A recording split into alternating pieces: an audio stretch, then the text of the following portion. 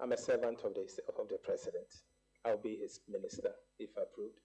And so when you approve me as minister, I will assess the situation. I'll find out what you are leaving behind and be able to advise the president appropriately. But at the moment, I'm not in a position to advise him because I do not have the full data of what is the true state of Ghanaian economy. Of introducing e-levy abolished road as you have committed to remove e-levy, would you consider to bring back road toll collections? And what is your take on property rate collections as well? Because they attempted to centralize it and they reversed it with the previous government attempted centralization of property rate collections. And they reversed it with the explanation that there were some challenges.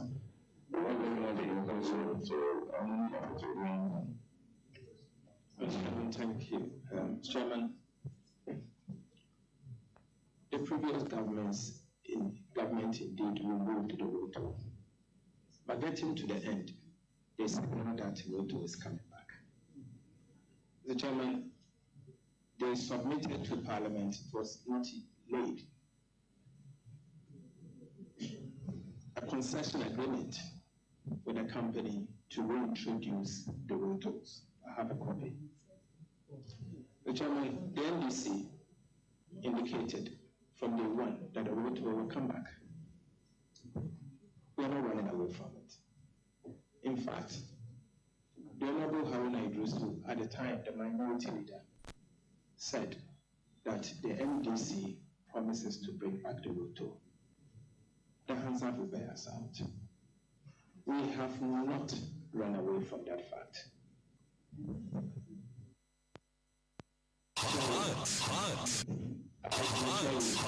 We are a party that sticks to our promises. And whatever we have promised to do, we'll do just that. If the road toll is a way to raise revenue, we'll raise the revenue. And the road toll, if you use the road, you have to pay a toll. And it's all over the world. Ghana will be the first country, will be the last one. You have to contribute to all the road maintenance. And so the return is we have to collect the revenue effectively and efficiently so that we can plow it toward the maintenance of those roads. Thank you. Of introducing e-levy abolished road tolls. Thank you very much, Mr. Chairman. Mr. Chairman, my position on the e-levy is well known. I do not intend to run from it. I've written articles against the e-levy. I champion opposition against the e-levy. I still stand by them. The Chairman, the e-levy is neither a direct tax, indirect tax, or an excise tax. I don't know how to classify the e-levy. Mimi Friapa is Bolgatanga Navrungo, Mikrom Kwanwa. Satam na Mahama was 100 series, 80 series, and 5 million. Mahama Ebedia was a million Nigia.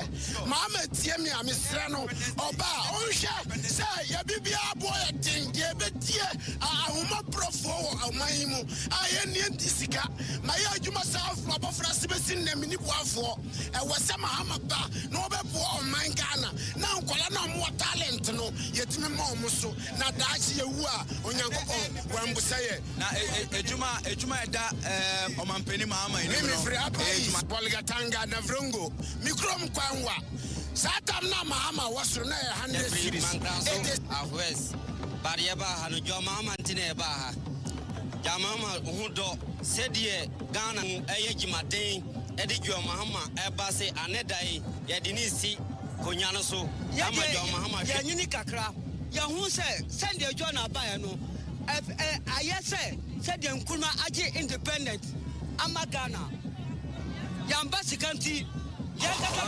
Kaba until I be Boise over freedom no Kita Ghana said the Nkuma Kita Ghana Titino Ne Tantina Ebaye Ronnie Sajik and John Amba Kagana chia wie nkuruma ko ye rolling sabe ye Ghana ye MPP poasa be say Ghana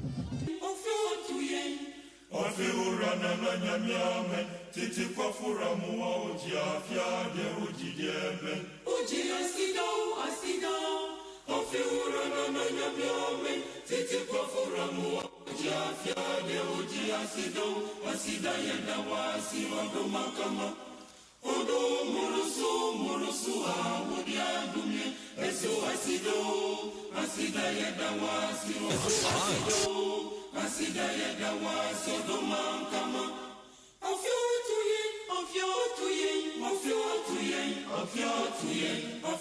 tuye Ofi urana na nyamiame Titi kwa furamu wa opesi ye na Yerisrewo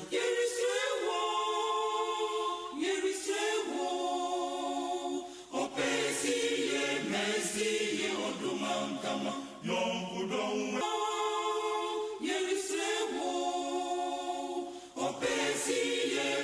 Siye oduma kama Nyami sumpa umodi biara yeribum Yerisrewo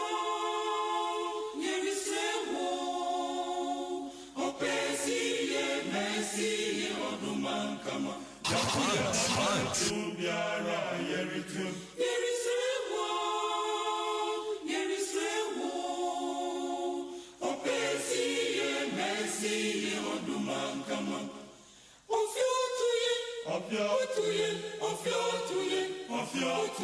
Ofiotuye Afi urana na nyamiame Titi kwa furamu wa umwade nyina na umwade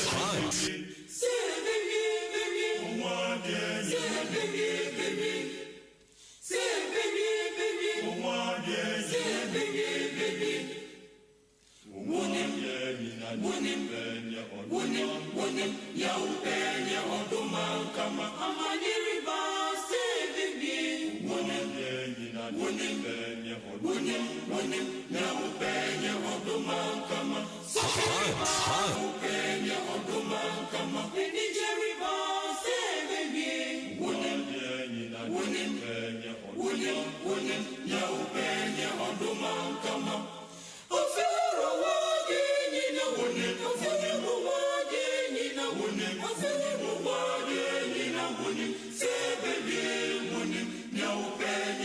Kwaba Ediaba Hot 93.9 FM so anumri and the 13th day of January 2025 in the year of living God. Mejidisa babia obiano honemu eboko aduminti yanso yahoya pa na yebejina akonya iso na yamau afishia pastronko ede aba 2025 Dwene Ho Biom Jumedie so midin Kwame Obengsa kode junior free sabre kopim se ebebo nongotwe enyo enebesi enkonwa anwumrei na yatwenwen omai ho na yatwetwe enkomo ewo omai ho ensema esisie ene ne asie ene ne eba besie se yebu nkompon he anumu a eno ene Jumedie anwumrei yesi nkonwa yeba na yaba bedie ntine ba bia obi an bomoden so obema fidie no ada hot 93.9 FM so na mamenyina akwanya so na minna aye producers ase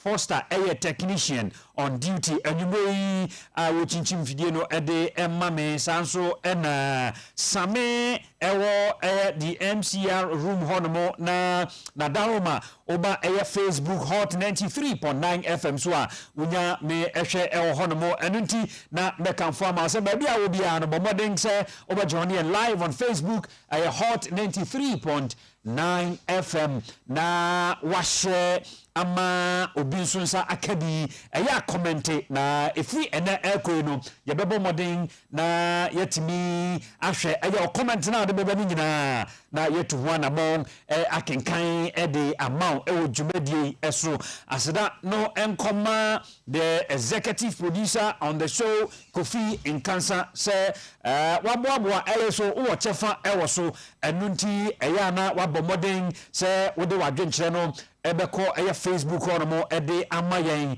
na yakenkan ede amount na enadwumere nkonyosi ayesie ye won komo bebra ye ba na ya ba bedi na ye beko eye emrase badwafiem na yakwa akohwe the appointment committee ene wona setra okoye ene dwumadi a eda wona nimu a odi ho dwuma ewo eye Parliament House.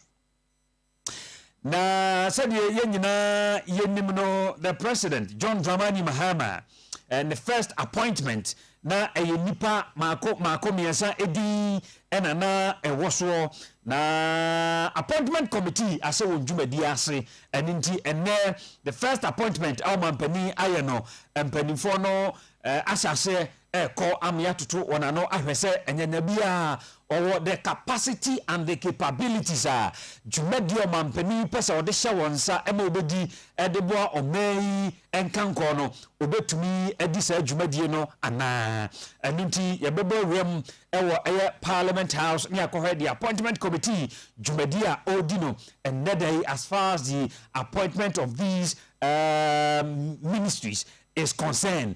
Na ye enoa ye behwe eye revocation of eba ye what you know abantem dodo to me but minim to you no so no se me wusi ehu no efa na question ye busa ne se what and what and informing the president to take such a decision say at the early days obeje Ghana konya transfer as president no obe revoking the appointment of these MMDCs now we judge the assembly in the care of area coordinating directors awaiting a new appointment to occupy the seat of area previous MMDCs on yede on do dwumadie aba na wie ye no enti yebedi ho enkomo anwumei na yene aya local government expert governance expert atutwi nkomo senka edase na ese mu bie school no ma mofra ne ba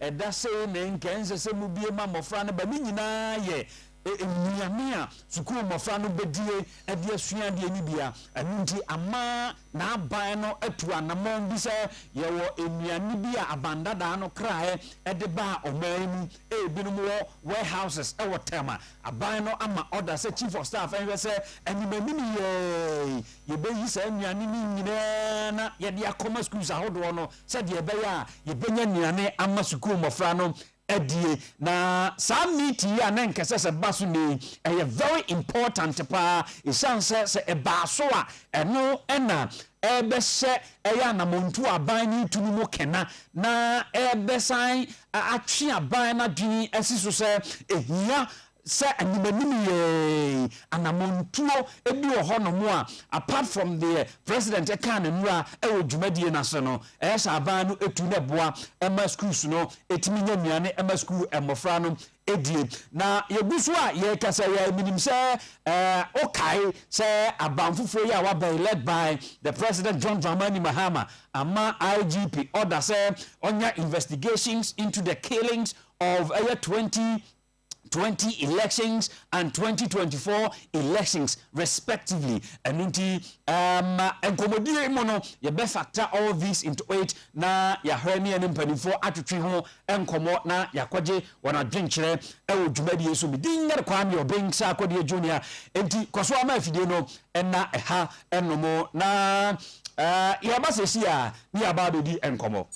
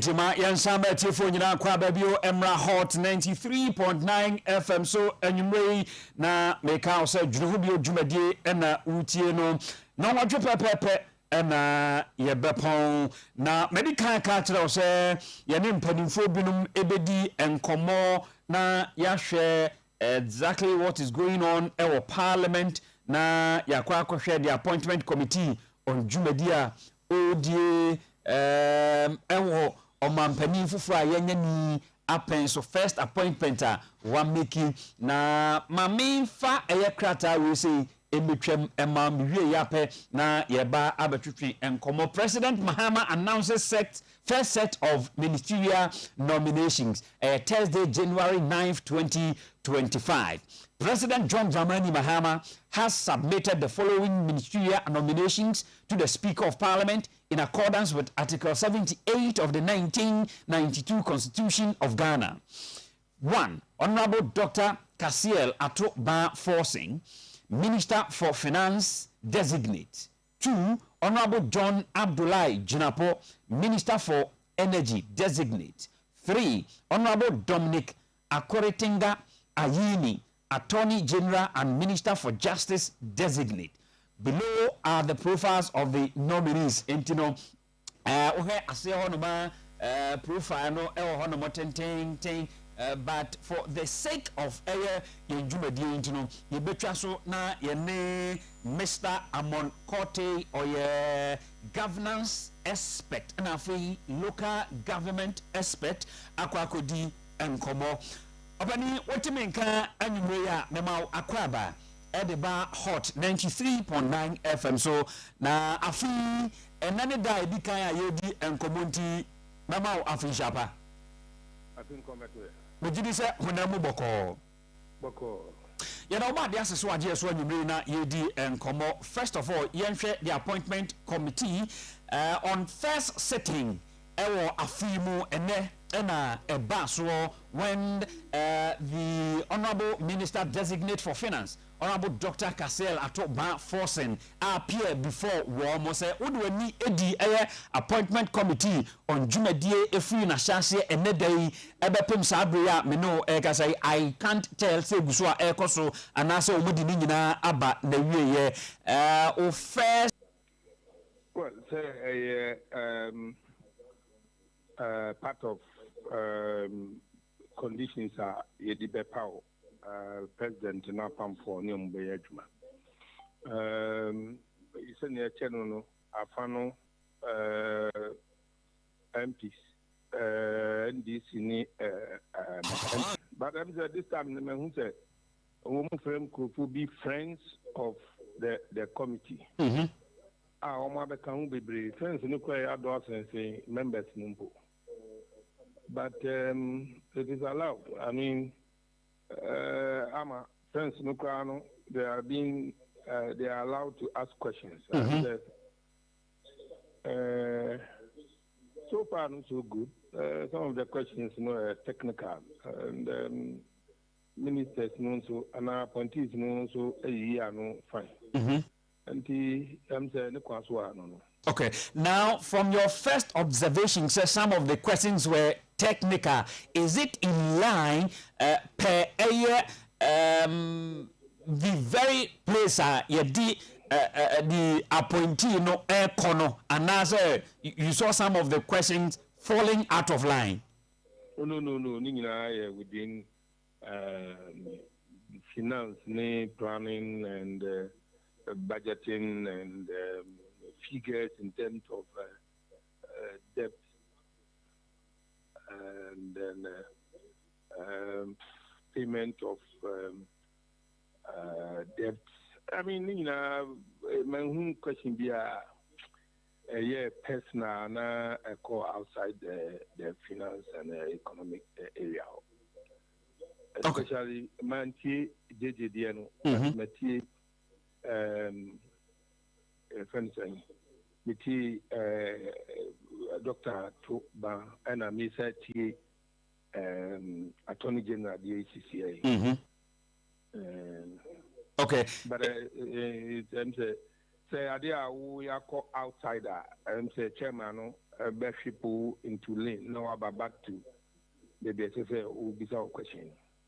Okay. Now, this is not the first time appointment committee in Ghana in previous years, as far as these appointments are concerned. No,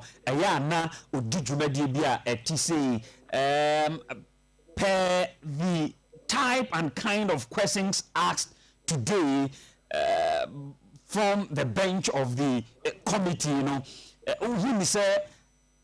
BB from the previous, you know, settings where, you know, members of this committee were given the opportunity to ask questions in relation to where the nominee is going to, you know, take care of or mine. Well, the Americans' way of vetting. Now the tutu yedi huwa na IDBB oho. It's say America for the well compacted and a comprehensive and you to meet now be 10 hours kra na wa wachi nyina ayoya. Ni ya break ni ya sa kwa ba 3 days nyina ni ya vetting baba. Anyway, we want to be for America Kessie and 2 years. But we be questions no Dwene Ho Biom you bet me bisa because finance say yes can cocoa asem can Ghana sika asem can send chichiri sika no fa say taxes and who asem. So the macroeconomic indicators ni na hu ye bisa hu questions. Ama ya no kra no Leonard Ato kofa micro kakra kra di ben. Just one who say ko cha sikasema wo Ghana nyina. And questions na ye to man no. I'm say ne konswa no. Okay. Looking at the responses, free the Honorable Minister designate Atoba forcing Honomo to make. Oh, no. I think I'm okay with it. Okay. Now, Yamcha Adiebiwa Hanum, during the vetting of Honorable nominee, Honorable Atoba forcing, the minority leader making some references to the letter informing Parliament, for that matter, the appointment committee said, President, I'm making nominations. Now, who be here say appointment committee set up now or ma vet these nominees. Making reference, be say, I could generate, you know, some kind of debate as to which one is which and which one is which. But the ambassador said, what is the significance of Ministry of Finance and Ministry of Finance and Economic Planning in this matter? Okay, budget now. Budget, you know, there are a lot of planning issues. Okay, National Development Planning Commission. And you have to think now pair the Ministry of Finance against national planning. And the finance no and figures no kwani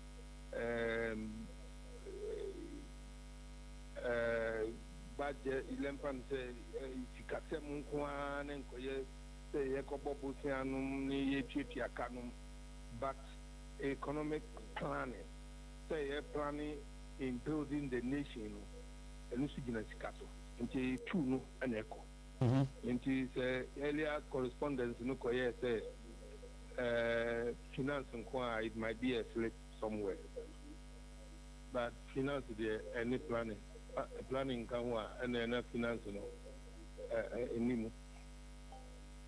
okay nti the honorable minority leader requested say ne sa na tie dia ene aban no and some for a different letter and may indicate exactly the abine person or is it in line?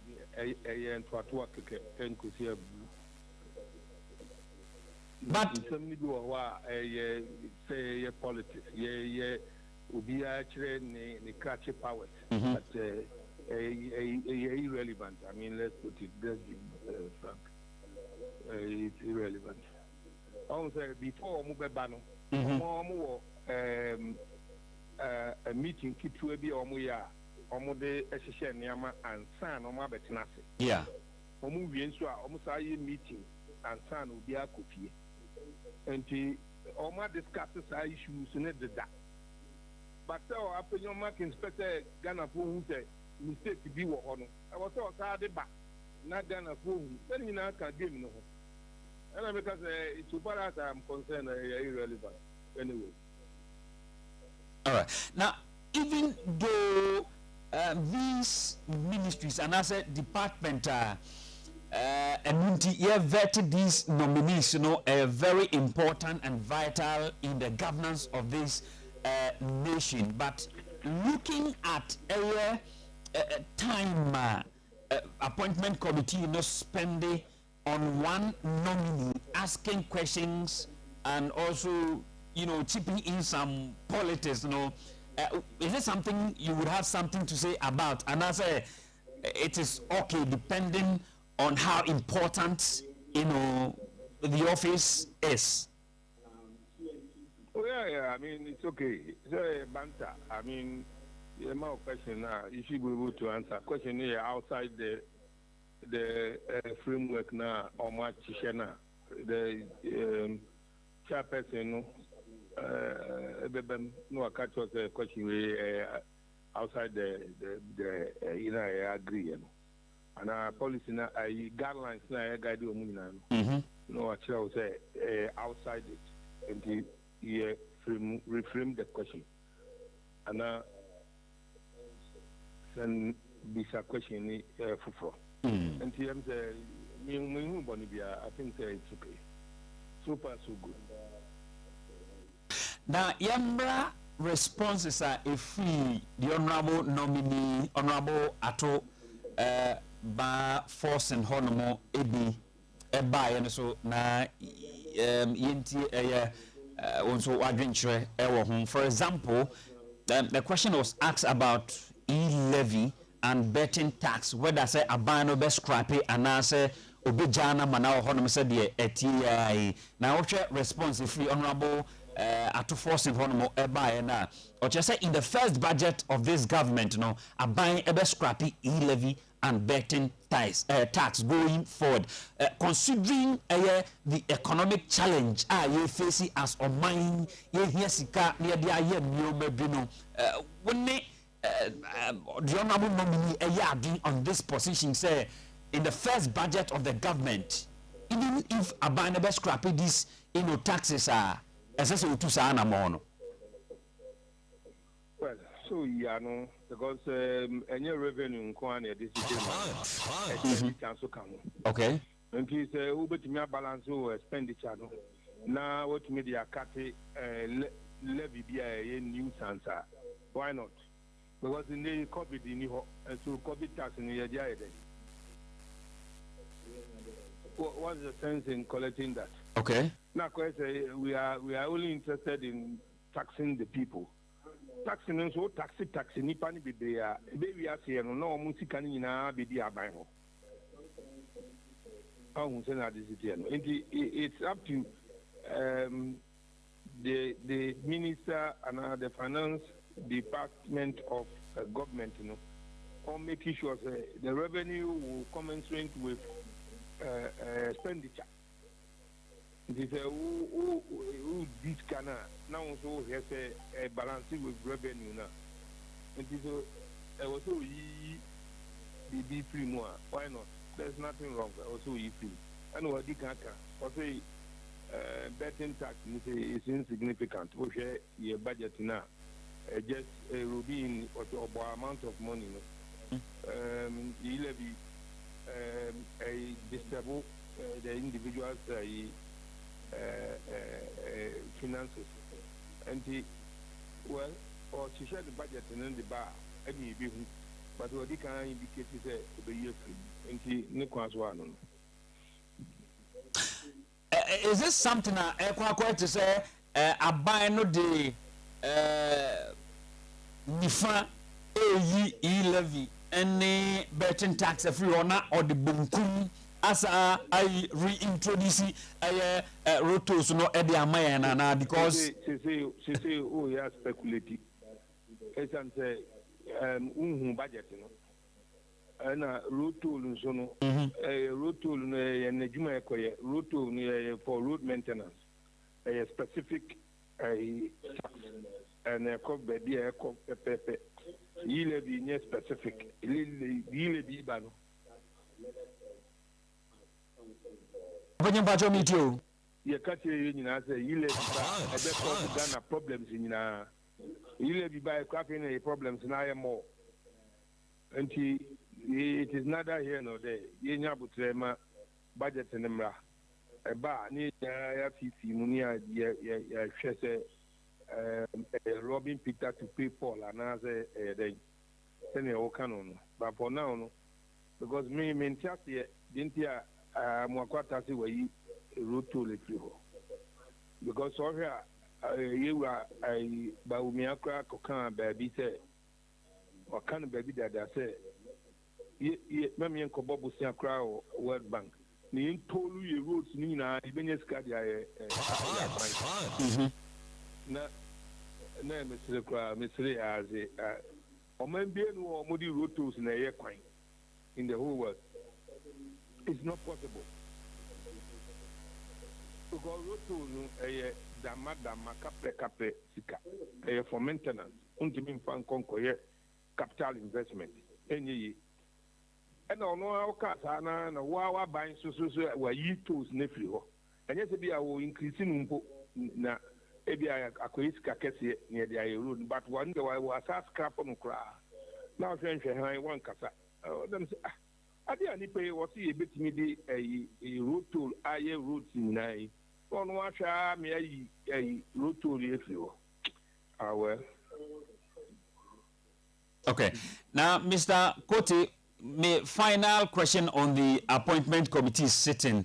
Na yaba, different matters. So no, the ambassador me busani say, looking at the readiness and the responses from the Honorable Minister Designate for Finance, Honorable Atuba Forsing, the appointment committee per questions are obusa no. Is there something that we would say were competent enough to manage the public pairs, not forgetting say why Juma this same ministry I didn't acquire substantive minister under Tepe as a deputy minister from 2013 to 2016. Ni profile na a chartered accountant or a tax consultant and sana about economic and then finance were all round as compared to investor, financial investor, finance minister for all these almost 8 years. Mm-hmm. I made a community. And I told bad the members of parliament nine say were being ye I don't see where we are going to have problems with him. Wabing About experience-wise, would you say, or that required experience to adapt to the credibility in finances to manage our affairs as a country? Well, anything that almost to no, and think I idea almost on your competent and I saw red flag one so. And I don't want us to sit here and attempt to vet somebody who has been vetted by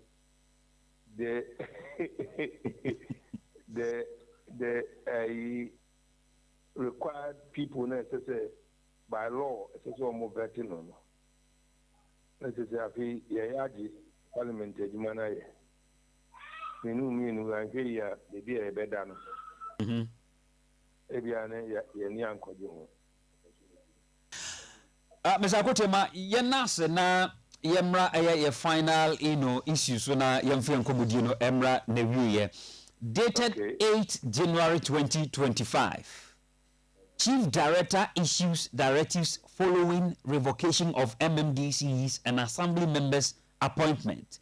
May read it we say from Ministry of Local Government, Decentralization and Rural Development on website.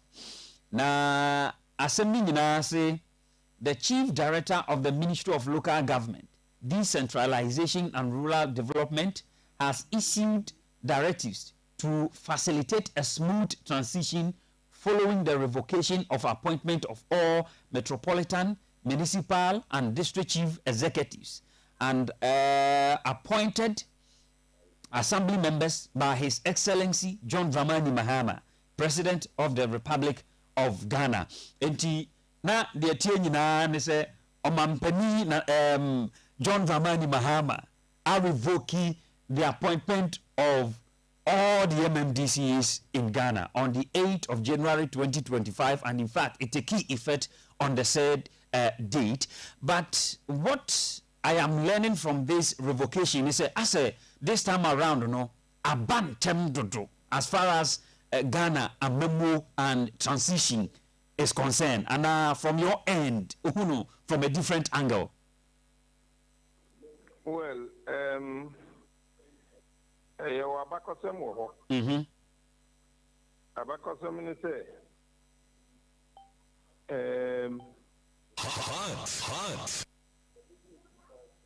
if anything, you two are baby and maybe a train. Professor Mills, we need my MMDC is not now 6 months. Exactly so, yeah. And Sana, who you are. Na do baby no. Na ebin kwa nkwaduma. Esante unim Ghana for ni ehuru. Me kwa me ko elections no. Nkola bi danu bi mi twemu a onkola bi twemu mi fie ni mu a. No honorable worry. And I'm saying, the men have elections are married. Oh, say, oh, Nimse, area more honorable, or no artist, honorable warrior, or no, so the Ayatama, a collector. No, okay.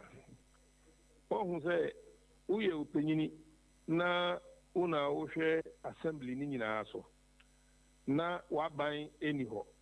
Obianim say, utumino hata enti wa yadi yina sha unsa se hwaso no na akoye problem amawa enti no so far as I'm concerned no a better say ibitwa so ntem because Professor Mills here no was my tap almost ceiling amount of scale bet me spending. Na aye edman na aye den am MCs no binim. Because I quite on in the muka attend to wire attend to ebinim susu edi in terms of almost sign contract no na the idea. Na ya chere almost say momo munye within the letter na de ma omo no. Enti pam no twa no yenye ntem te na omo ai MCs no omo akra na ye omo de say aye ntem ama omo na omo akotena fie. Okay, Mr. Kotem Bacho Micho. Enti MCs na nkasa no aye omo de say ye twa so ntem ama omo na omo akotena se na omo akotena fie ezan say o ba adwuma obi owa oba adwuma no we are too bossy. They say anso na ya ho to akonwa nti wo kra no ono na madwuma mu ho no ozo paso on de one. Okay, Mr. Kote, baby, I didn't come away. I felt that much experience. Boy, na educated. Many for 80 when you bring kakra. The assemblies, as we are told, no, is now in the care of the coordinating directors. MCs ni wohono na omutumi no ni nyina na coordinating directors ebetumi aye in the absence of new appointment here na. Okay, the woman say as MC, you know, all functions near 4. 1, all representing central government. 2, all supervise all heads of departments, all various departments in one. 3, all shares day-to-day administration of the assembly no koso. Not 4, watch executive committee. Now, assembly no kwa sitina coordinating director no. Or secretary to the assembly. Ono so ene head of administration. MC na MC assembly check. Okay. Or we aye so aye voucher near the befanani amane hu adukwa ye kwakoye. Na check no spending officers no assign. On sign permit. Tell be permit as MC in sign permit. And the Niamani Bibriwa Assembly or a political head there. So fast political activity because of district one when they would do more cotton. And so new heads of department, you know, Adumabia will be on Betimiaye. Omone Timemufo Betimia Dinkitahun Aye Bibia. Sebia, a president, a director say, "Moment take over." What it means in the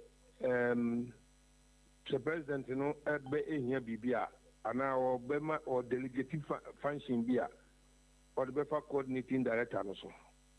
Na aye, but any aye no, I would say any manimu yano president in the power, MCs no, na omoko.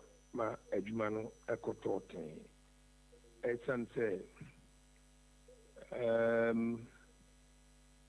there are some activities as I say me so baby am butu no.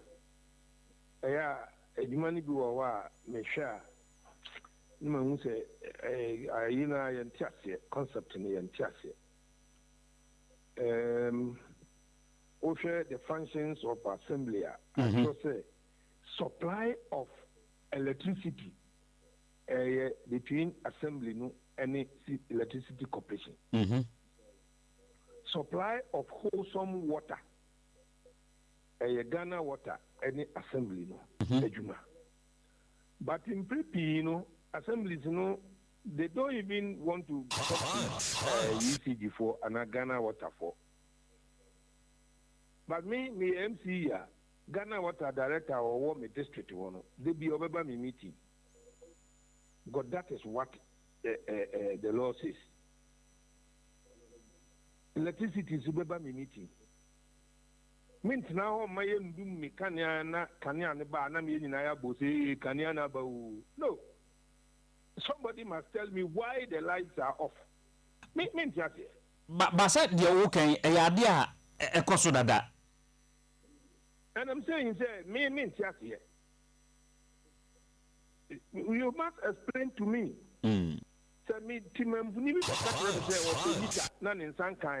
Somebody must explain to me why.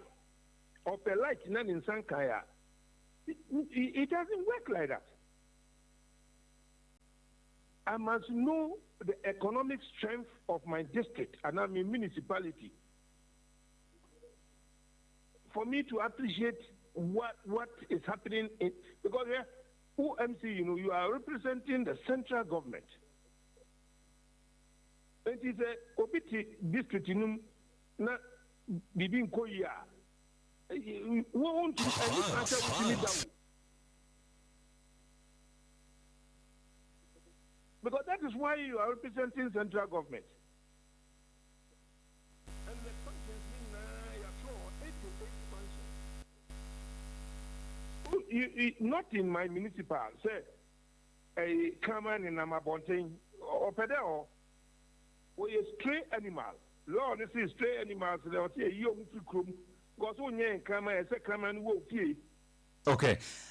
Mr. Kote, you're bringing to my nase na as issues no ebusua ekoso na no ye besa bofru na ya betwetwe enkomo because the president letter no nipa mi nkofo mienu na yi wo mu no wo mi anka 30% appointees no ho asem anyway another time. Okay, what wanya ahinti ye no ye hwe 30% appointees no na ye nka ho asem 30% no president 2016 NDC for free abamu omo ye life for a ye de betechire local government at 936 and omo show say very difficult for president to revoke 30% appointees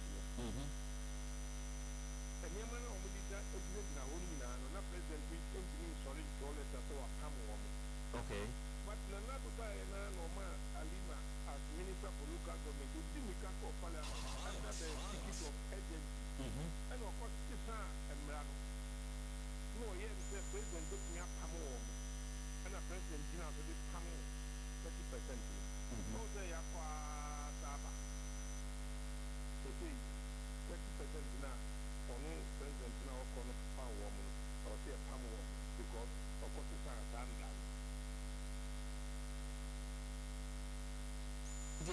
president bi a wo fi se nenka I think all woman because 30% no na ono akwa boa assembly no esikasem ebi a fire expert waba hundie wakotena ho no boa wo planning ebi a environment expert no boa wo ansana minim se party for bebre ho but omo ho ni na ebi expert in their field ana wa adwuma na che ento me di omu ndi wona boa uyi omu free ho gidigidi da knowledge omu share na ayini na so no mo de ko na you have fresh people to come so why did we take that decision? Okay, are you advocating and answer you are here to advocate say the effect which was taking place during the former government should be changed? Parliament in a year, Parliament now I'm say Oma Bayan and Akabasubi. So I'm sure say if they meet they will come up with another amendment. Na instead, Nankoye say a buy na near Pam Womo, to say near Pam Womo CCA. Mr. Amon Kote, thank you so much for your time. Emrepem Yebesa Dinkomo. Amen. Mr. Amon Kote, a governance and local governance expert, and now to say no AD and Komo and Yumri Ewo Hot 93.9 FM. Na and you know Jumadi so no menim penifo miru na betwetwe Komo Alhaji Masawudu Osman, a NPP National Third Vice Chairman, Honorable Daniel Kwesi Ashama, a former Buem Member of Parliament. Na make us say Honorable Daniel Kwesi Ashama or menim ewo studio hanoma yeba na yaba betwetwe enkomo in the course of the program na yeba say yensa beka ya very much true drivers union na yene no akwakodi enkomo na yabusa wonse roto no yenya hint from the honorable minister nominee for finance ministry ho say abey esade roto no ebeba na drivers community no saying ena usi eje asemi efa yani Benjamin Insianso ebedi nkomo na ya share the energy sector ne the honorable minister designate for the energy sector and so ewo appointment committee anymore yɛtoto nano na yɛahwɛ some of the responses and some of the questions asked any plans a aban wɔ ɛma yɛn energy sector no esi ɛteɛ ɛno nti bɛyɛba na mene honorable Ashama aba abɛtwetwe nkɔmmɔ ɛno nti mɛpa ɔkyerɛ sɛ wobɛma afidie no akɔ so adahɛyaa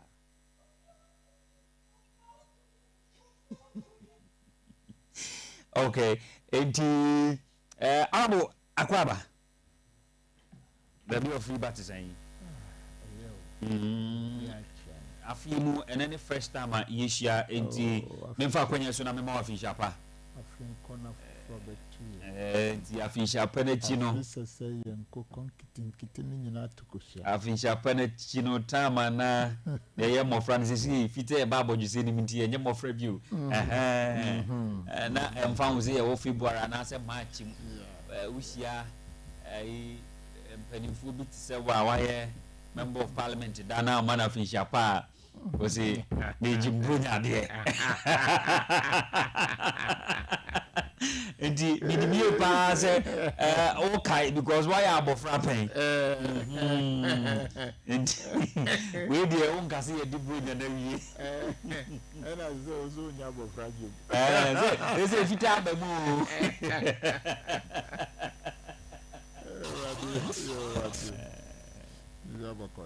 adom ne nso me ho yɛ paa yɛda ase sɛ nnɛ yɛto nsa frɛ waba na yɛba bɛtwetwe nkɔmmɔ yɛwɔ 3 issues a yɛba bɛhwɛ operation recover all loot we have heard say some are calling it a witch hunting committee and yɛbɛhwɛ the rampant attacks from the NDC supporters on state institutions, especially on the heads of these state institutions. Now, the campaign promises John Dramani Mahama, then candidate for the NDC, and the president of the Republic of Ghana, during the campaign. Bravo, really, minimum monitor programs our call any speeches our making so far. Do you see these promises has tend to dawn on him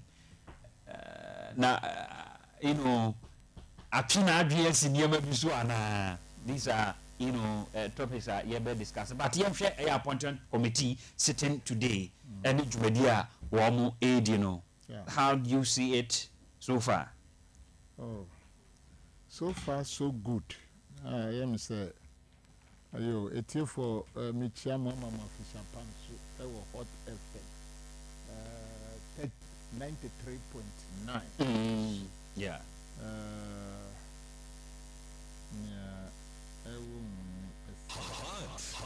On my penny, penny for any son Eddie kind say. Umbra and the cra Jumadi the man we don't say Jumadi Jumadia and who here on mine be was yeah. Any Sikakra penny of a finance minister and energy a general minister okay Sikakra honorable Dr. Atufosi yeah. And energy honorable John Jinapo and Amranim Penny and that's Attorney General our Dr. Ayine, honorable Dr. Ayine. And then we converted. Everything went on well. Honorable Dr. Ayine, Onuna, I was to say, so Omawiana, Omapon. But no part with Dr. Atufosi, Wakasa, Efa, in Yamabiba, or yeah. Onu deɛ ne botaeɛ ɛwɔ edwuma ebi ɛhyɛ ne nsa ɛne sɛ ɔbɛhwɛ sɛ sidi no ne gyinabea no ayɛ yie adi mu sɛ ɛnyɛ da bi akɔtɔ adeɛ a na mo si twɛn ma me friend ansa na mama o price no ɛnyɛ stable woda koraa ho Ghana cedi wɔ da ɛso mu now we say highest stable. That is his expectation. A tracer or bad ye chuma sisibini a bear stable. And I told you say Niama Buon Sena Sibi Kosra and now station was round say Niama was na a cosrenting obey ye juma ama Niama Bo Abba form and only a boa or second. And I told me son a year as some I am with them say obey say obey creative a juma to expand the economy. Sasa ya etosumi sana emuna ehunya Ghana for papa. Say according to say we are producing in Kodana ya wumma. Omanya drum pempen so bi omo wa hondia. O catch omo kwase omo peja ka. But a juma bia ni kwa ombe ye dia bua oman. Ombe you so ma hondion. The youthful energy they use a dia bua oman. Aba a juma no endorse. It will also be creative a juma, and that is very, very critical. Say, you get to me and using the 24-hour economy. You know, if you are a critical assessor, we don't say a Diani any Ghana, Accra especially, who share Diania. The castle a Diani, I say, Unya Bimbu. Yeah. But now who we are now what to pick and choose. Say, only pick and choose.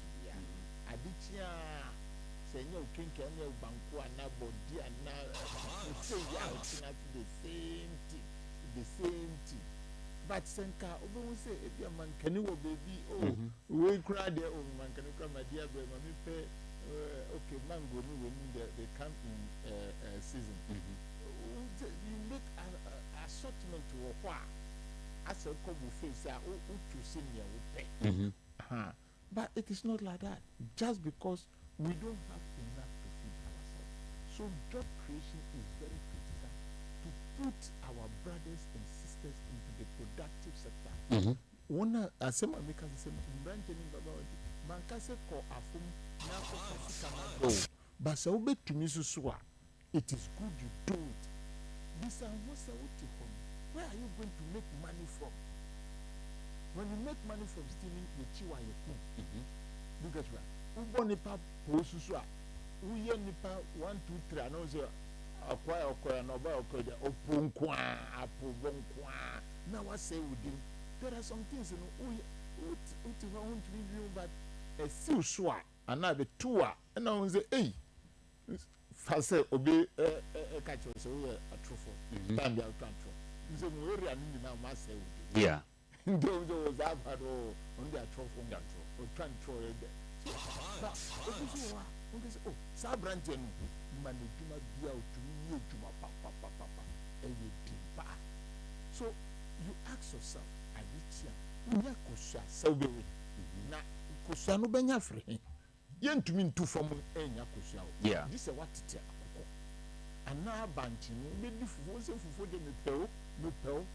Now, fufu no nya free eye panchi emu no me pemo pa local ones kokko no me pebi government can sit down and create work taking this productive or staples for example into consideration fan we say nanchuna near ode nanchuna and talk to say show free throw this is what it nantwe no nti say no akwa to say ye peduani ye kondo duani but ye ndo ana ye ntiti bigatra oh you like tilapia na tilapia no benya free enye nshom and this is what tilapia no ana ne onyankopo ma enu minia tie that thing you say ne onyankopo di man your population no ye overriding that bigatra so what do you do? So when you go into fish farming it becomes a business. When you go into palm plantation, it becomes a business. When you go into maize production, it becomes a business. You can look at the value chain of these products. Because often it is said, job creation, from the same time, when we take a cow say usual ubenya beef number 1. Number 2, the skin, who the bear bag and a belt, obi the bear bag and a belt. And you are good in abattoir work. You are able to try nawato. But you the skin, somebody is going to take it to dry. You dry the skin, you get belt out of it, you get sandals out of it. So right now, na nchoba kwa mi boss say ukuna nipa mi na nye dwuma o. Yeah. And na the hoops na abebani we ni hoops ni. Udi ye bati. Obi zwe timi afasa abebani akobie small factory. Udi na dwuma be ni say obi ye bati. So that is another aspect of the value chain of one cow. Into sa free hosu so nipa o man eduane susu no. That for the okotwa bread. Maybe you are employed to do that. You also get money. Another value chain. Now, also, echo a new susu. Oh, one of them no kwa batu akraya kwa kokunu.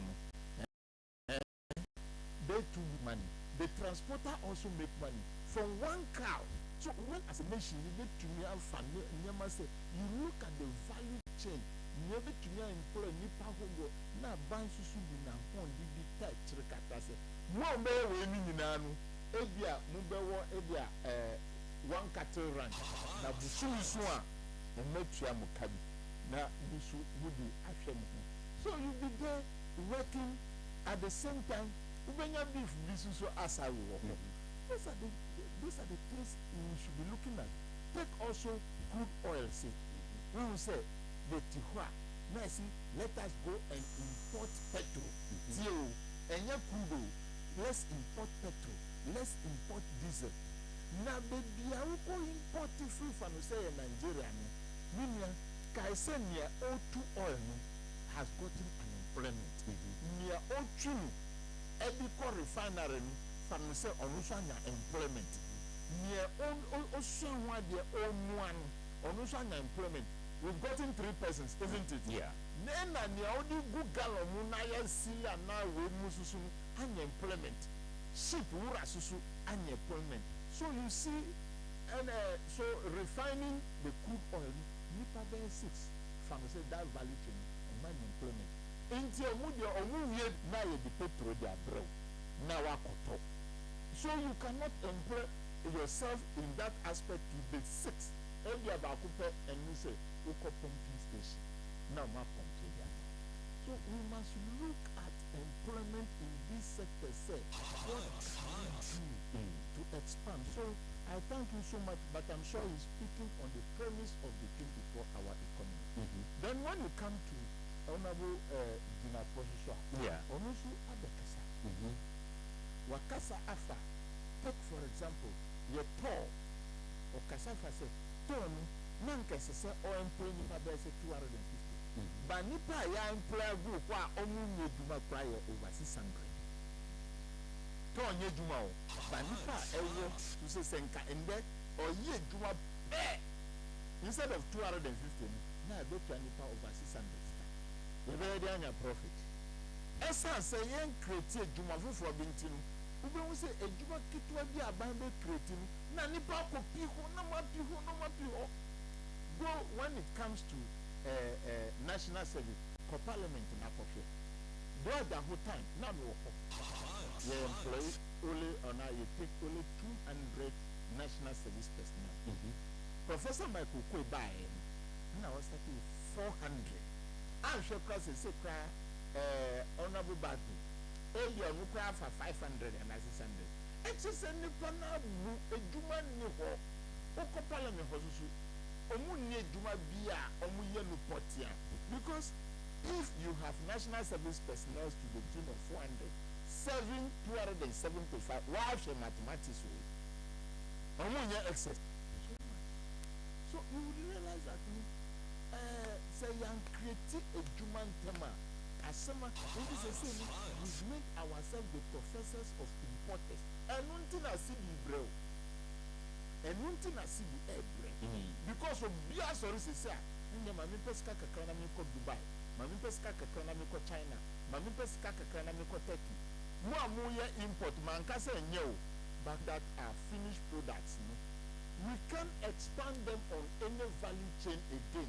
Work or do Ghana nya branch a wako school besa ye wo so asa enwani say maybe a better than sales boy now aton asa but that done if it is metal iron obi be to iron obi na twi edico factory another value chain obi na ni no na ye no bia number 3 and obi su edi gu frame no su ama metal door frame no aba obi be package no obi be spray number 1 ansa na ya package ye bi lock ni bi bia hye ho ansa no obi asa drive edi afro ho di akọ harbor ana aeroplane ansa na ebi amano so that country alone has gotten about 6 value chain and I hear the bar na ya person's job so job creation is very very very critical we papa susu akasa afa John Jinafo akasa afa ho se a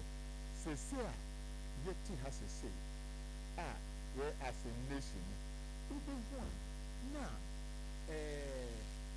yet a trouble gas oil yeah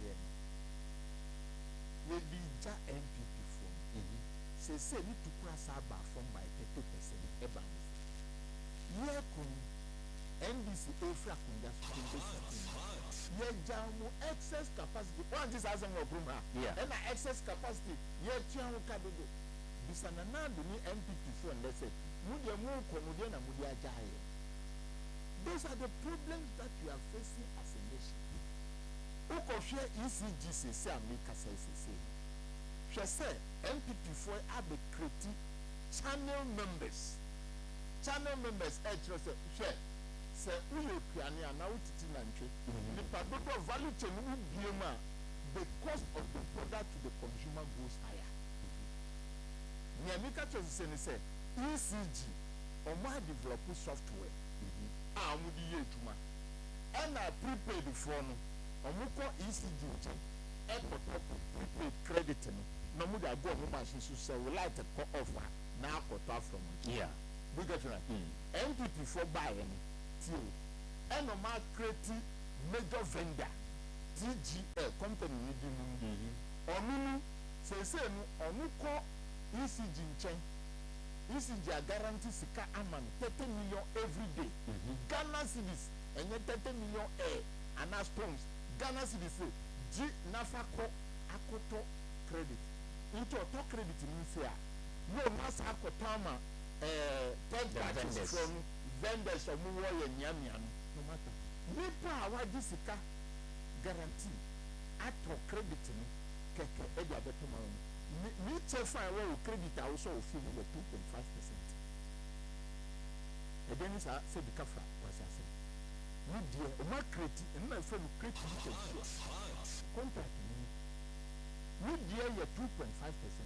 And a vendor or two put them on no dey at assess on no serve sa custom be bring we should keep at 2.5. Because I call say 5%. Yeah. 10 cities and 20 cities are on. Then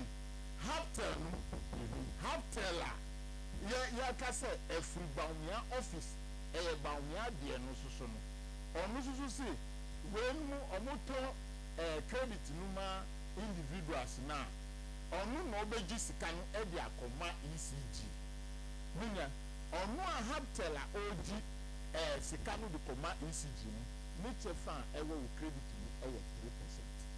Na munya unim target bia more every month. Target me till 1 billion. Into 1 billion calculating 8% every 1 billion. Into some to meet credit 1 billion maye every month. Omu chefa 8% no calculate you do it 1 billion times 8 divided by 100. We don't say these channel members in one give 80 million every month, every 30 days. Music come 80 million. A better ECG. Okay, so honorable Mami, already part of the contract, now you moving on. So I have in my hand a contract agreement. Now this agreement is made on the 7th day of June 2024 by and among 1. Tests Genesis Limited, That's right, TGL. a private company limited by shares incorporated in under the laws of the Republic of Ghana, whose address is Dodrodo, and two, Harumambe Enterprise, a company incorporated by under the laws of the Republic of Ghana, who is located at PO Box Dodrodo. Whereas A, ECG, TGL, and GCB entered into a super vendor master agreement. GCB, Ghana Commercial Bank, yes. The master Super vendor. agreement dated 15th February 2024 for purposes of electricity sales in the Republic of Ghana, the project. B, under the master agreement, TGL has agreed, among others, to buy units in bulk from ECG. That's right. And to distribute the units nationwide in places where ECG is responsible for supplying electricity and to manage unit vendors. C, the vendor herein has agreed to sell unit to consumers via TGL's vending platform. That's right. Now, therefore, it is agreed as follows. 1. Definition and interpretation. 1.1. The following definitions and rules of interpretation apply in this agreement. 1.11. Agreements, the terms set out in this document. And then 1.1.2, confidential information. So any and all information in tangible or non-tangible form, written or oral, relating to or useful in connection with but not limited to the disclosing parties' processes. Enti mami jumping na minko. The makani dosu. But I want to know the percentage this company ebenya any percentage no na me hwehwe no, but honorable to assume me as I go through and find the that is what is happening right now. Now, Senka yeyi Haptel Efro. yeah. Amaya sai TGL Efro. Nanka will save you, I think 5.5%. We get right. Yeah. Now 2.5 are the canon. And now distributors are only input. So it leads to what? Reduction of expenditures. Expenditure reductions. Sanity. And as I say, Zoom, ever said anything, Hapton, Raji, ECG, database, Okay. And no matter national security for any police for say guide this route. Hapton, okay, so I think last 2 years Oman hacking ECG system. Yeah. ECG light Yeah. For Satan, the national security, ECG offices, so these are some of the things we per se Honorable John Jinato Fanu say these are allegations, but this is a document you have seen. Say TCGM, TGM, your man of contract, they get you right. Yeah. So these are some of the things. Okay. So honorable, let me jump to area where this 2.5% is captured under the rights and obligations of TGL. TGL shall make units available to the vendor for sale via TGL's super vendor platform. Pay to the vendor daily via the vendor's bank account held with GCB a gross commission of 2.5% of total units sold by vendor net of applicable withholding taxes. Provide the electronic platform and the tools that connect ECG, TGL, GCB, and vendors for purposes of sale and purchase of units. Such platforms shall allow for the use of G-Money for payment for units. Use point of sale or sell card readers devices required to enable the vendor to sell units via the TGL platform. Sale for the vendors specifically as accepted under the master agreement and with the assistance of GCB in GCB's sole direction, be responsible for the management of. Okay, so I think that is the end of it. The Honorable Robert Waso Amame. Yeah. 2.5. 2.5. Distributor susu 2.5. And I go have tell susu 3%. These are the things that Muhammad Israel papa munyen tem. And board members susu that so ho. Munyen jentem yeding. Na you say na na hwe be dia we be sika. Okay. You be say you can't say ECG niska. Be dia yesu say you niska. You bika. Onyunu fa ha. Ebi munyunu fa ha say. The Honorable Minister designate HSA car is about $3 billion. Yes. Now say these three group of people, those distributors they are fine. $80 million every 30 days. What the Ubenya profit? We Ubenya profit. The 3% of capital is equal to 30 million every month. The 2.5% of TGL is equal to 25 million because our target monthly is 1 billion. So if they succeeded in selling 1 billion, look at the money they are taking. This is the better than your profit. These are the things we should look into. Quick. And the board members do not go as a certain content because they are still taking decisions. Now the board members know they are taking decisions for Mahama. Obia wa bitin wa election taking decision now. Decision obey. Decision obey. So they should hurry up. What was the opinion about Kasanu? Or see time at time was war on. Or see MCs no entrance no. Sas asitina kwano emfaso bia mbaho. E kire se wa lusu, wa okra onim se wa lusu. E na mo se tira konda no so. Eduma no nya oda bia. You get you right. Eduma no nya oda ntia na se uba wo ka ko ho. There is nothing to motivate you to work because you know you are just giving some rented time. There should be something to motivate you to work, even though your party lost. Junior, the spirit does not know patriotic. What spirit the catch yourself? You don't belong. What do you mean by patriotic? We cry with himself. I don't know you. Fanu say we buy you know because you say you're patriotic. That's it. You are patriotic. We buy you.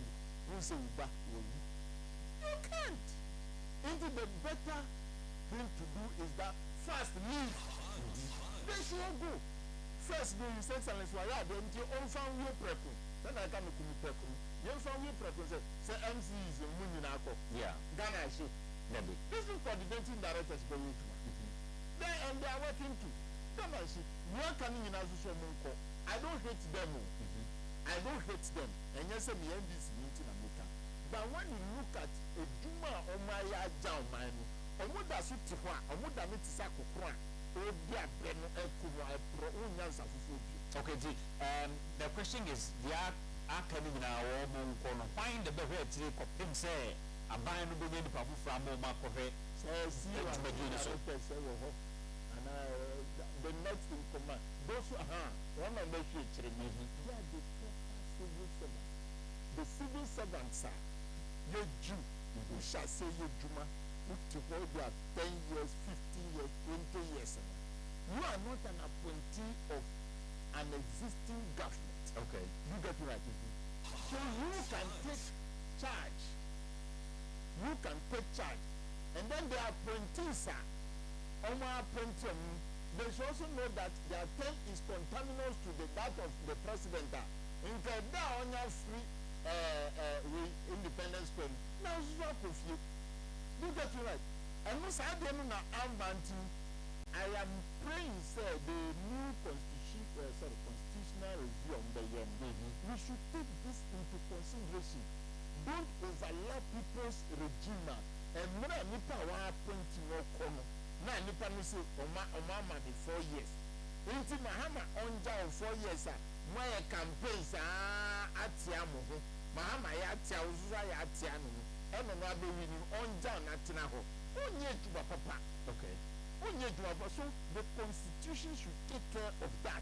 Now so anytime I am appointed or you are appointed, people are appointing the very day I all come, can I say contract me? Okay. Now I call. So the constitution must make it very clear. Now I call. Now I appoint for. I'm talking only about the political appointees. Now civil servants are only there. We need them to continue to do their work. That is how it should be. So that I can take year and the back will be here. But it's in there to was a governor of Bank of Ghana or Becon Match. Share. And what do? In Canada, the Conano, Uncle Otihono, Princess Kamanado. Inflation cost. You get that. You are good amount for Juma. No catch him say constitution is on Tinaho. Uncle Mintano. Uncle. When we say time at Kenofurata Takundasu, you can say Kenofurata Coco. When we say Onya Koyano asset, we are coconut pie. Now you're from you die. Ama Mohammed Andan Rabba. Because only Jumani you, only you. Kenofurata Dani Coco and I say, I did your friend is in Pua. Or show us to cover it in internal price and not your phone. And then you are done and doing as a Kenofurata. That is how it should be. That is how it should be. When I'm ranting every food, okay. So we should look at that critically. Energy ministry, okay. They should find out. Some amount of contract number. Yeah. They should find. Now when we know, that means area line here. Okay. That is what. So, many Honorable Daniel Kwesi Ashiyama, or your former MP Dwene constituency, and AD and Komo and you now your friend himself. Alhaji Masaudu Osman, the NPP National Third Vice Chairman. Everybody kaya hona ya chichi and komo na unyamai inti unyamai di na yene Honorable Ashiyama ebeto aso na ya share other matters group so EBD and komo. We have heard say some are saying say Operation Recover All Loot is meant for witch hunting. And in fact, the minority in parliament, or more describe it, you Operation Recover All Loot as a back in the Jubadia Odi, and committee formed to operate for the president.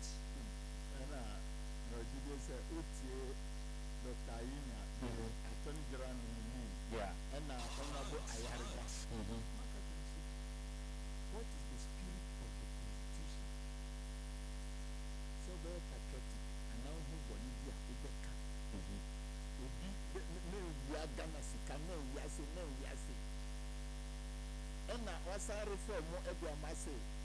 Nanado, if you see anything that is on pause, the what economy, you must say it.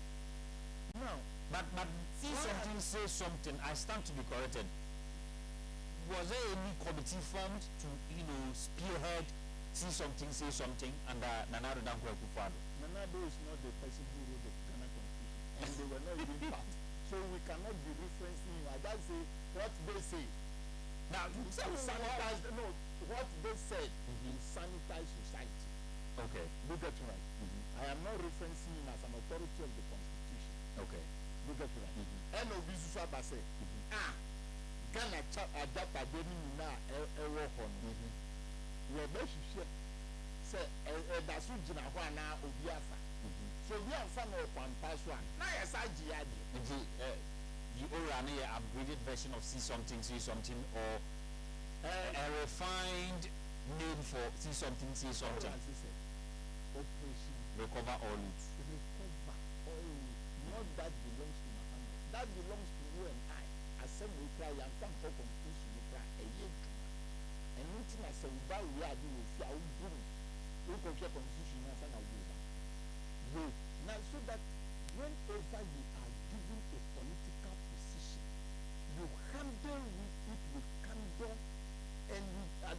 of your mind say, I am having an opportunity to lead the people. In the one who oral for the properties are one who are TV so honorable Kudeta Black one in penny for she say agric mechanization sasi at the airport in China a man for a could jaffa workers Africa. This is not nonsense. Is this not nonsense? And now we need to start to fast as see a diane kesia. So let us treat you see oral is just picking the information, sir, which must be sorted out and see those that we can use to prosecute the people. And that is right. Other than that, say say NDP for say any constitution man. One will say control the catcher say this is our time to make sure say the properties are there. NDP from say with all due respect to them, not all of them. Was Subandi, who carried their foreign affairs, Dan Jonas is saying, was student hostel, international student hostel. Omaton, atoms in this assassin. Omaton on whom NDP Minato say an assassin. Meanwhile, a mini and now some of the questions, Ejina say, how can this committee, know say, sa abaya japadi anase adiam into my section is illegally acquired and NTSC recover a man state Ministry of Works and Housing or government assassin via It is a say, and you are buying a massive young Sidan, our Greek mechanization, assassin, a dying air pagano. You can use that as a reference point. Why never see Danua? Okay. Because for the Ministry of Works and Housing documenting, Sassassin, a buying assassin. So that is the way we are going to use, or they can use to find out. When we say Assasia, that is it. And now Obiako for 58 million, so we see cathedral. Do get you right. Sassika no fire. Ebamusen no fire. What approvals now? Those are the simple questions. So that we can retrieve some of these things and from a Ghana mind. Okay. In this big culture said, and the constitution, and the spirit of the constitution, said we should be patriotic, protect the state property. And as we be as usual, and say, when don't mind, Nasobiana Quanya Betina Kundazu, or some of the own don't mind or better person in Kumina, and Mram Bro, Sora, as a saying, G-side again. That is what must happen. Media will not prescribe what will happen. Say, I can inquire there. Inca, assassin, say, a government assassin without Oran, say, Mina president, Mina president, Mina president. News assassin with government and Castle sit down with one. And come into your rap, now my family does another love assassin. Mean this will be a salad at Bazas. That's all you see on now, Kuma. It did say about assassin, not to be fat and run showing some or for sending the Buddhas about my big one because I have idea. Say, where they come outside the see, saying, come here, president, Mina president. But we catch us say, book will in Ghana. And I buy a war in Assassin was so. And I buy Kaze, the street of Dawa. It do say down to say, aunt here, your friend, the aunts, also here, aunt here. And Tatia. After my dinner, what for second so now I level. There you go. Yeah. Because one can't show the say, opposite down with home. And I will show ministries and departments as well. One more Jessica Sinko Sidan. And can you go and can all our community, not my level, when we not do her. Now, we say, as I see a government, they're not my level. Me also, Nina Mimano, you are buying a Mimano, also the Kratanga. Now, let's run. And when I say, Konakoto, a Banasasi. No, son of Peda Abrosano, because they are hiding behind the law say as a nipama sidana could do Sebia and say Omubua Minka Obia Yao Rollins son of the flat Uko airport down a corner Ubi Copolo Gas Obia Siabu sign say Buka Anchapa airport 10 floor and now the person has a problem with the soup. Rollins time I need the caterpillar to do Abusan in everything. On one year Abusan on the dear hotel and now and down about the opening ceremony I did bet you Abusan in before. You get tonight. And yeah, dear, but you must find a way to discipline people who will continuously want to be incorrigible. Okay, see that you can say Operation Recover All Loot and for witch hunting. But targeted to discipline people from bad practices. Yes, Nipa means as I see when you can say something as a political appointee and a citizen unless government says so and now you are the witch. So that witch must be hunted. So those who are saying no witch, I don't know how NBC is going to handle this problem. South Sudan, a yard or Subudu. A month for to no amount of fact of Yasasi by force now I sit down also. Now, yes, Akoti, Langas, and yes, why yes, and so many are the Bua Biasas. Now, Biasas now what to you or maybe. What are we waiting for? Those things should be taken away so that your chairman, Ombenya, ministries, we are better, and now we employ more. Our city should be free from this illegal acquisition of government lands. Okay.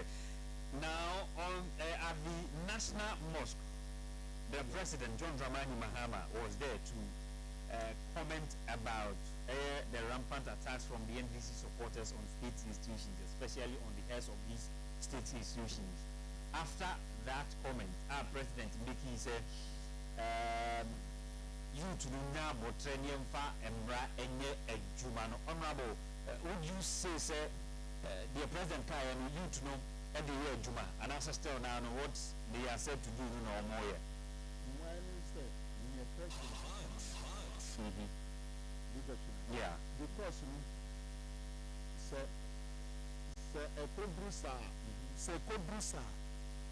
they will not be able to differentiate between the what? The civil servants and the government appointees. And I also agree and say, I don't want a situation every 4 years, if government or 8 years or 12 years, if a government is changing hands, then the civil servants should be afraid and say that they will not even go to work. Okay. Because something will happen to them. That one I agree with the president. And that is why I am appealing to the president, say, one SSM Kofi. Yeah. In Kebeya, all issue statement in Dana, the Prano Bianco. Now they will say, Obia and Sanko Bia say, Okopamu Bia now for yes, Senia, Professor Yaswodi. Also, board members, and what to take the whole. Now, on motion, and they are still pulling strings, making decisions. Nana the back on Yasum also the governor of Bank of Ghana to me no Juma. Nana the to me catches of any governor to me Juma. Will you not for her? So what is it? And then I'm before the Chiran Brow. The time Nana the AE governor, what did they say? Say Mahama na appointing him Mahama Besuno or governor of Bank of Ghana. Or we need to me will you not for her? Where are the lawyers of the NPP then? Where are they? They are quiet. They should not come and teach us law today. Law is sacrosanct. Supporters have their right to do what they are doing. And I said I supported the president. And I've given my reason. Okay. That things shouldn't be like that. But no be Kase, Sanipan, and a mama who contacts him. And nothing I made His Excellency Chelsea. Yeah, NDC in Branche, NDP for the Prakan. And just a diligent amount one go to about. Inti say MPP Emrante who say NDC for air cover bia. No mususu di etire. No mususu di etire. Bibu kwa mu no mu link. Say we adi we wa ha say adi wa bisa ho say eba mo sometime only fertilizer good dem NDC from the etire no. O ma ya ko ho say fertilizer go e dan bi. I know more. NPP for na information. All right then. My main line is na mene the one time your telephone ko 80 ya anti ya ponri 05541745556 055 page your number and cover. Free school. Okay.